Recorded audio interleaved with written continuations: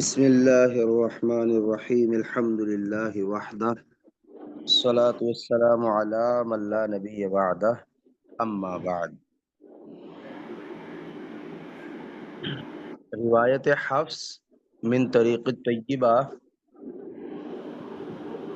اجرا کرنے کے طریقے پر اور ہر وجہ کے عزو پر آج کچھ کلام کرتے ہیں انشاءاللہ العزیز۔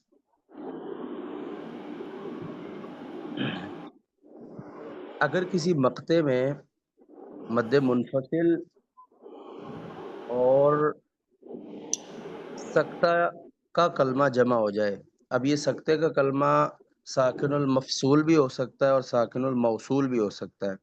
فرض کریں اگر سکتہ موصول بن رہا ہو تو پہلی وجہ یہ ہوگی کہ مد منفصل میں آپ قصر کریں گے اور ساکن الموصول میں آپ عدم سکتہ کریں گے،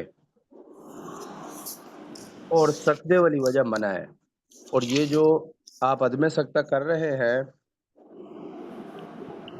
یہ 3 کتابوں سے آئے گا۔ یہ جو آپ نے مد منفصل میں قصر کیا اور اس کے ساتھ عدم سکتہ کیا، یہ ٹوٹل 3 کتابوں سے آئے گا۔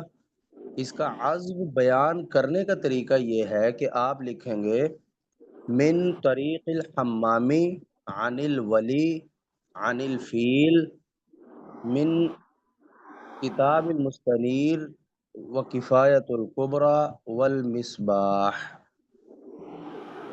اسی طرح اگر کوئی آپ سے پوچھے کہ روایت حفص میں قصر کے طرق بتاؤ یا کہے کہ قصر کا عزو بتاؤ، تو قصر کا عزو کیا ہوگا؟ من طریق الحمامی عن الولی عن الفیل من کتاب المستنیر و کفایت الکبریٰ والمصباح، اس طرح بتانا ہے۔ پھر آپ دوسری وجہ پڑھیں گے توسط اور عدم سکتہ۔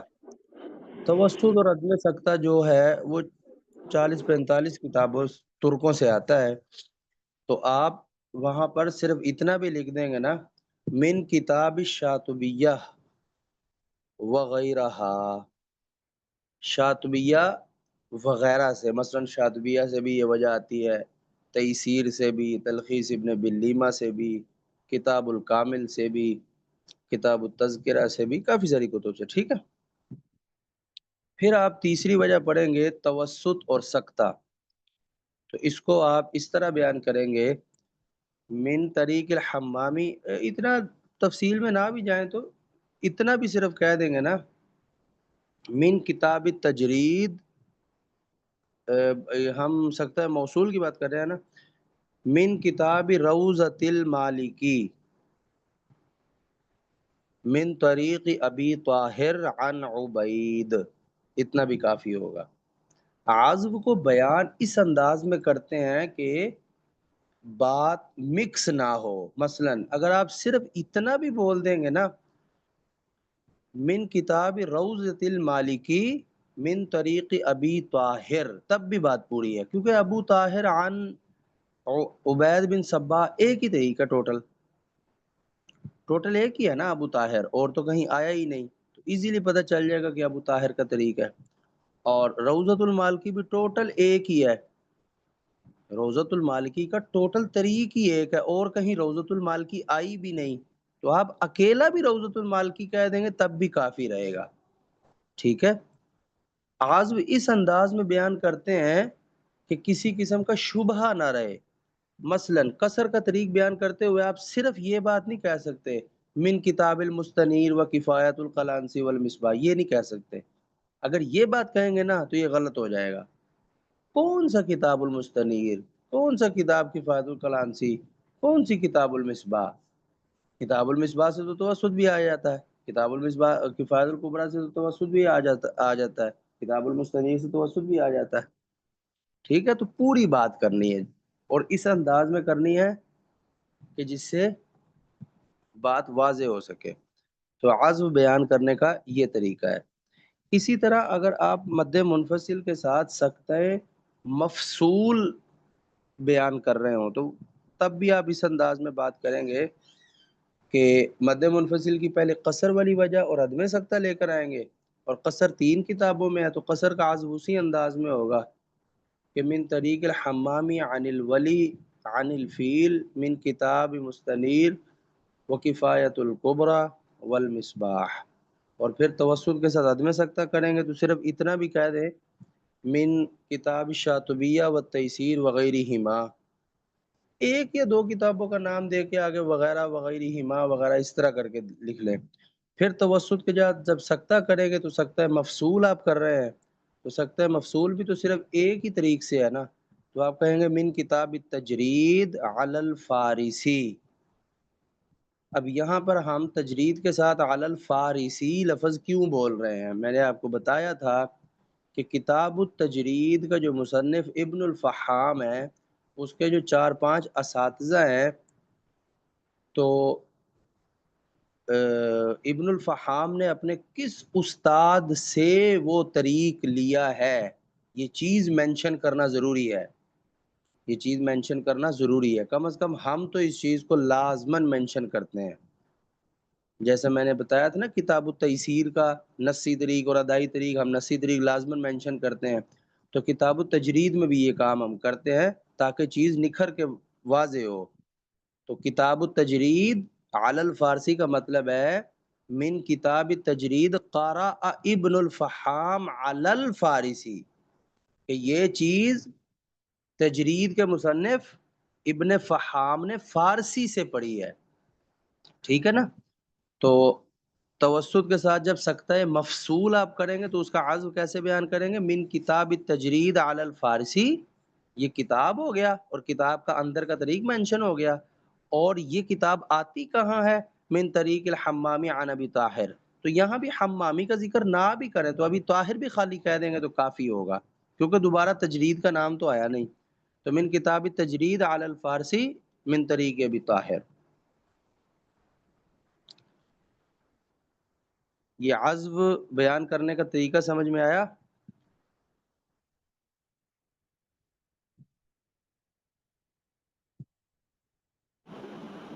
استاد محترم، اس میں ایک تو آپ نے ایک دفعہ کتابوں کے نام پہلے لیے اور پھر ترک کا نام بعد میں لیا، سوری پہلے آپ نے ترک کے نام لیے پھر کتابوں کے نام لیے، تو ہم اس کو آگے پیچھے بھی کر سکتے ہیں کہ کتاب کے ہاں نام پہلے لے لیں اور پھر ترک کے نام لیں؟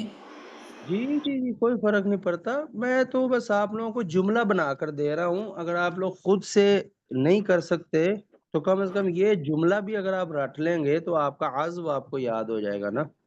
جی ٹھیک ہو گیا. اور دوسرا استاد محترم، یہ جو اب آپ آج کے بتا رہے ہیں، کل تو ہم نے ایک عام اس میں دیکھا تھا نا سکتہ اور عدم سکتہ، تو آج اگر ہم جب چارٹ بنائیں گے، نقشہ بنائیں گے، تو اس میں ہم نے یہ چیز مینشن کرنی ہے کہ مد منفصل اور سکتہ موصول. پھر دوسرا چارٹ ہوگا وہ مد منفصل اور سکتہ موصول. اس طرح بنانے ہیں آج جو کل ابھی بھی آپ میں نے نے بتایا. آپ کو یہی چیز دی تھی. وہ تو ہم اس میں دیکھ رہے تھے نا، سکتہ لکھا ہوا تھا تو دونوں جگہ جہاں پہ ساکن مفصول اور موصول دونوں میں جہاں پہ عدم سکتہ آ رہا تھا تو اسے لکھا ہم نے.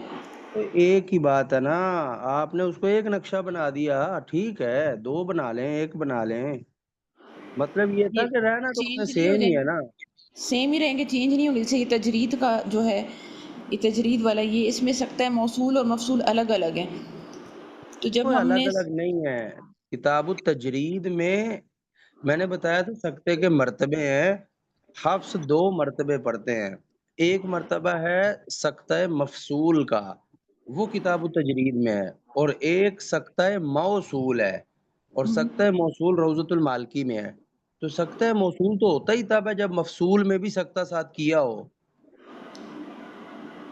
اچھا یعنی موصول کے کلمے میں سکتہ آئے گا ہی تب جب پیچھے لام تعریف، شیء اور مفصول تینوں میں سکتہ کیا ہوا ہو. یہ نہیں ہو سکتا کہ آپ وہاں پہ عدم سکتہ کر دیں اور یہاں پہ سکتہ کر دیں. سکتہ موصول کا مطلب ہی یہ ہے کہ چاروں چیزوں میں سکتہ کی کرنا. اسی لیے تو وہاں پہ مفصول میں بھی لفظ سکتہ لکھا ہوا ہے، کیونکہ وہاں پہ سکتہ ضروری ہے، لازم و ملزوم ہے. ایسا ہو ہی نہیں سکتا کہ آپ نے قرآن جیسی مثال میں سکتہ کر دیا لیکن وہیں پہ لفظ من آمن آیا ہوا تھا تو آپ نے سکتہ کیا ہی نہیں. یہ ہو ہی نہیں سکتا. تو پھر جب ہم اس کا عزو لکھیں گے تو ہم پھر پہلے من کتاب روضۃ المالکی اور پھر کتاب التجرید یہ دونوں کو مینشن کریں گے؟ جب آپ بطور سکتہ موصول کی بات کر رہے ہیں تب صرف روضۃ المالکی کا نام لیں گے. مثلا آپ نے پڑھا یسألونک عن الانفال، ید میں سکتہ ہو گیا. پھر آپ نے پڑھا یسألونک عن الانفال. اب یہ جو آپ نے سکتہ کیا یہ بطور سکتہ موصول ہے کہ مفصول ہے؟ یہ مفصول موصول مفصول مفصول مفصول ہے. موصول کے کلمے میں تو میں نے سکتہ کیا ہی نہیں. جی مفصول ہے. مفصول ہے نا، تو اس کا کون سی کتاب ہوگی اس کی؟ اس کی ہوگی روضۃ المالکی. روضۃ تجرید المالکی میں سکتہ مفصول ہے کہ موصول ہے؟ تجرید ہوگی استاد محترم.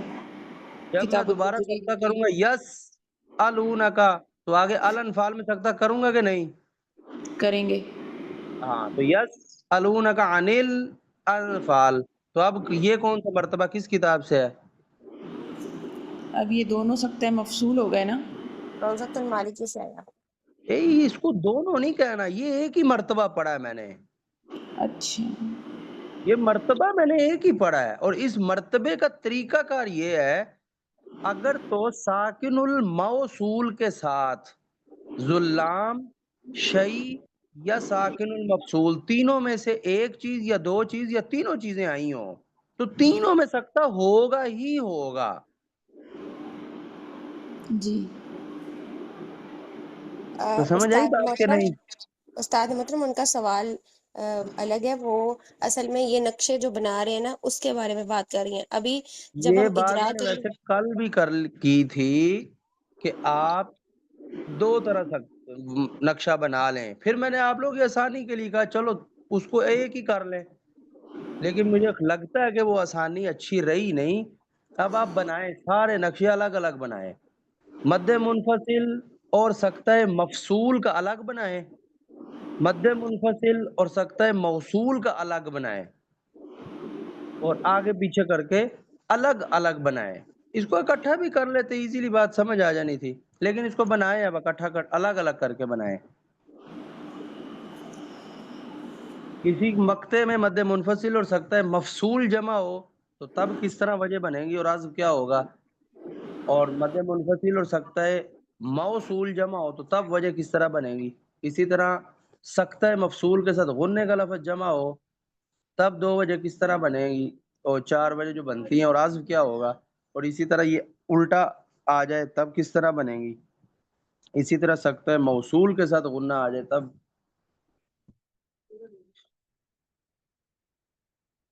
اب کلیئر ہے کہ اب بھی نہیں کلیئر ہوا؟ نہیں استاد محترم اب یہ کلیئر ہے. اجرا کے لحاظ سے کلیئر تھا، صرف نقشے کے لحاظ سے مجھے کنفیوژن ہو رہی تھی. چلیں آپ بنا لیجئے گا نا سارے. تو عزف بتانے کا طریقہ کار یہ ہے کہ بات پوری کی جائے. اگر آپ لوگ خود عزف نہ بنا سکے تو جو جملے میں نے بولے ہیں تو اس حساب سے آپ لوگ یاد کر لیجئے گا. پھر اگر آ جائے غنہ، ایک تو آپ لوگوں کے ذہن میں پہلے سے یہ بات ہونی چاہیے اکیلا اکیلا عزف آپ لوگوں کو پتہ ہونا چاہیے. اکیلا اکیلا مثلا اکیلے مد منفصل کا عزف کیا ہوگا.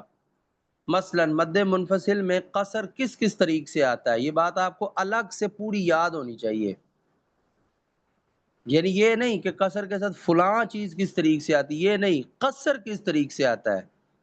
تو یہ اس کا جواب ہے من طریق الحمامی عن الولی عن الفیل من کتاب المستنیر و کفایت الکبریٰ والمصباح.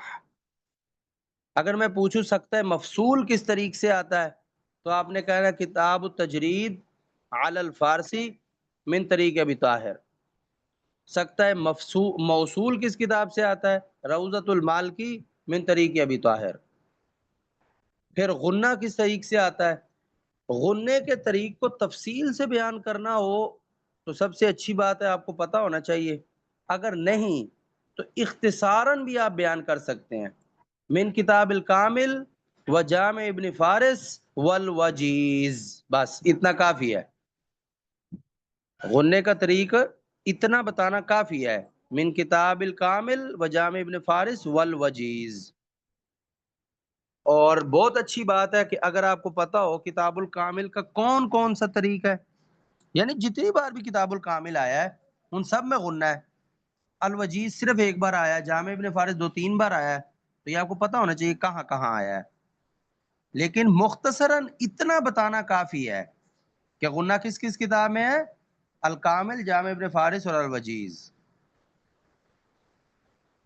سمجھ آئی یہ بات؟ جی استاد. اور پھر جب آپ اس کو کسی چیز کے ساتھ جوڑیں گے تو تب بھی اسی طریقے سے عزف بتانا ہے. جب آپ نے قصر کرنا ہے تو قصر کے ساتھ غنہ یا سکتہ نہیں آ سکتا، تو اس کا مطلب ہے اکیلا قصر ہی ہے نا. اور قصر والا طریقہ آپ پڑھ رہے ہیں تو آپ ان 3 کتابوں کا نام لیں گے. اور جب آپ غنہ کر رہے ہیں تو غنہ جو ہے وہ قصر کے ساتھ تو آ نہیں سکتا، ظاہر ہے توسط ہی آ رہا ہوگا نا. تو وہ غننے والی کتابوں میں صرف توسط ہی ہے. تو وہ غننے والی کتابیں کون سی ہیں؟ وہ 3 ہیں: کامل، جامع ابن فارس، الوجیز. ہو یعنی سکتا ہے سر مفہوم مطلب بھی ایک اگر کتاب سے ہے اور کتاب، سکتا ہے موصول بھی ایک کتاب سے ہے. جی یعنی کتاب اگر ایک ہے اور ترک زیادہ ہیں تو بس صرف کتاب ہی یاد کر لیں تو کافی ہو جائے گا. کافی ہے. لیکن اگر ایک ہی کتاب میں دونوں وجہ ہیں، کسی ایک طریق میں ایک وجہ، کسی دوسرے طریق میں دوسری وجہ ہے، ہاں، تو پھر آپ کو دونوں مینشن، پوری بات مینشن کرنی پڑے گی. جس طرح کہ ہم مینشن کر رہے ہیں کہ کفایت الکبریٰ ہم مامی کے طریق سے آئے تو پھر قصر ہے. ٹھیک ہو گیا.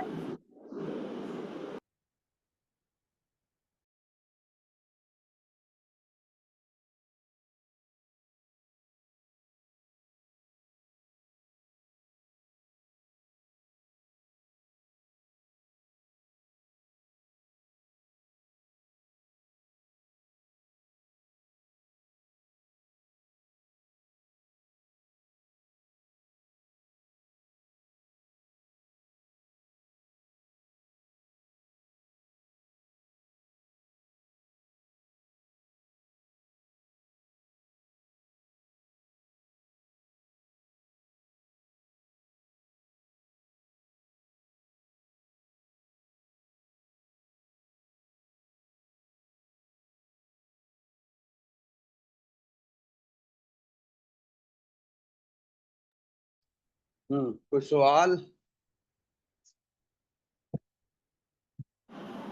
نہیں سر مطلب کلیئر ہے. چلیں، تو یہ تو آپ لوگوں نے دو دو چیزوں کو آپس میں جمع کیا تو اس طریقے سے چیز بنے گی. اب آپ کریں 3 چیزوں کو آپس میں جمع کریں. کسی مقطع میں مد منفصل، غنہ اور سکتہ تینوں چیزیں آئی ہوں تو سکتے میں بھی آپ الگ الگ کریں. سکتہ مفصول آیا ہو تب کیا ترتیب ہوگی، سکتہ موصول آیا ہو تب کیا ترتیب ہوگی. اور ایک نقشہ آپ کو 4 چیزوں کا بنانا پڑے گا: مد منفصل، غنہ، سکتہ مفصول اور موصول، یہ دونوں آئے ہوں تو تب کیا کیا ترتیب سر ہوگی، مطلب کتنی وجہ پہلا آپ ہوں نے گی. بتایا، پہلا نقشہ جو 3 کا ہے وہ مد منفصل، غنہ اور سکتہ. وہ سکتہ مفصول، اور دوسرے نقشے میں سکتہ مفصول کی جگہ سکتہ موصول، جی. اور چوتھے میں تینوں چیزیں آ گئی، چاروں چیزیں آئی ہوں. اب یہ جو 3 چیزیں میں نے آپ کو بنوائی ہیں، اب یہ 3 چیزیں مختلف طریقوں سے قرآن مجید میں آئی ہوں گی. مثلا غنہ پہلے ہوگا، مد منفصل بعد میں ہوگا، یا سکتہ مفصول پہلے ہوگا پھر غنہ ہوگا پھر منفصل ہوگا، یا سکتہ مفصول پہلے ہوگا غنہ بعد میں ہوگا. اس طرح ٹوٹل 8 طریقے بنتے ہیں ان 3 چیزوں کو آگے پیچھے کرنے کے. اسی طرح جو 4 چیزیں ہیں وہ بھی اسی طرح آگے پیچھے کہیں بھی قرآن مجید میں آ سکتی ہیں. آپ لوگ اگر توجہ کے ساتھ ایک آدھ نقشہ بھی اچھے طریقے سے بنا لیں گے تو آپ ہر آیت کو ایزیلی حل کر سکتے ہیں. تو کم از کم یہ 3 نقشے تو بنائے نا کہ ساری چیزیں اکٹھی آئی ہوں.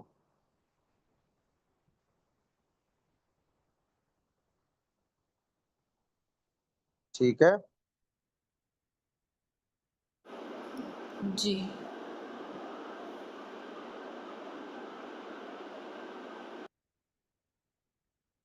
تو جب میں نے آپ کو تحریرات بتاتے ہوئے بھی کہا تھا کہ توسط کے ساتھ اگر کوئی اختلافی کلمہ آیا ہو تو اس کی دونوں وجہ جائز ہوتی ہیں، لیکن اگر تین چیزیں اکٹھی ہو جائیں نا تو توسط کے ساتھ بھی کوئی نہ کوئی چیز منع ہو جاتی ہے۔ اب یہ آپ لوگ جب حذف بنائیں گے تو اختلافی جو چیزیں آئیں گی ان میں سے توسط کے ساتھ بھی کوئی نہ کوئی چیز منع ہوگی، لیکن کب؟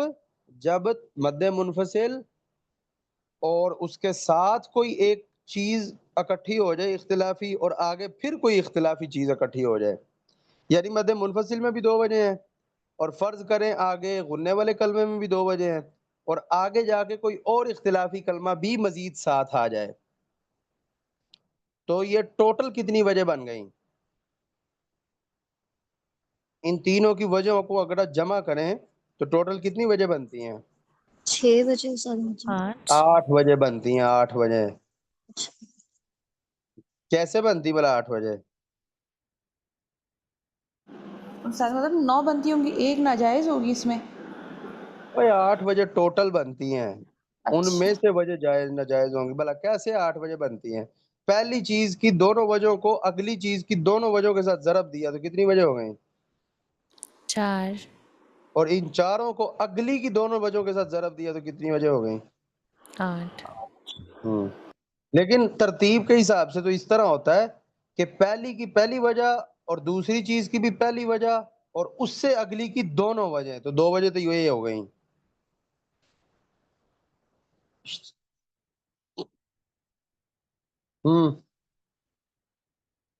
سمجھ آئی یہ بات کہ نہیں؟ ساتھ جی ہوں ہاں استاد کیا کریں محترم نا۔ سمجھ میں آ گئی۔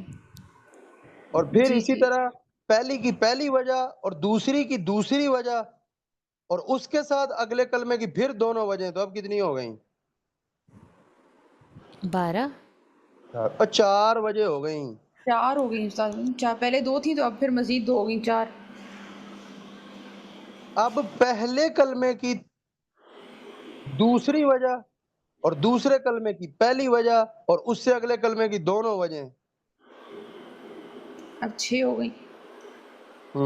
اب پہلے کلمے کی دوسری وجہ اور دوسرے کلمے کی بھی دوسری وجہ دوسری اور اس کے ساتھ اگلے کلمے کی دونوں وجہ، تو یہ 8 ہو گئیں۔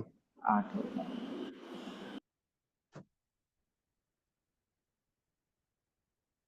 ان 8 وجہوں میں سے پھر آپ عازب کے ساتھ دیکھیں گے کہ کوئی وجہ ناجائز ہے کہ نہیں، پھر آپ کو اس میں سے توسط کے ساتھ بھی کچھ نہ کچھ وجہ ناجائز مل جائیں گی، کبھی کبھی نہیں بھی ہوں گی لیکن کبھی نہ کبھی ہو بھی جائیں گی۔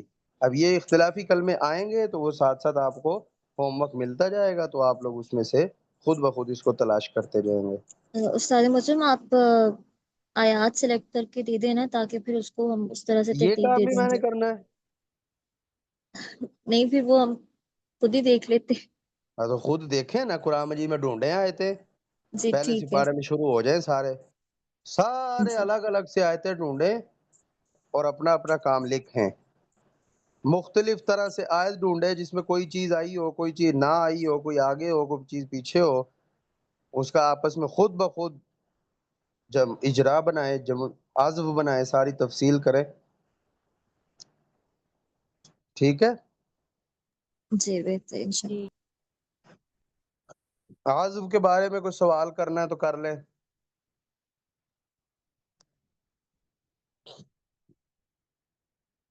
یا وجوہ کی گنتی کے بارے میں کوئی سوال کرنا ہے تو کر لیں۔ استاد فی الحال تو کلیئر ہے، بنائیں گے، اگر کوئی سوال نکلا تو پھر انشاءاللہ گروپ میں بھیج دیں گے۔ انشاءاللہ ٹھیک ہے، چلیں، جزاکم اللہ خیر، بارک اللہ فیکم۔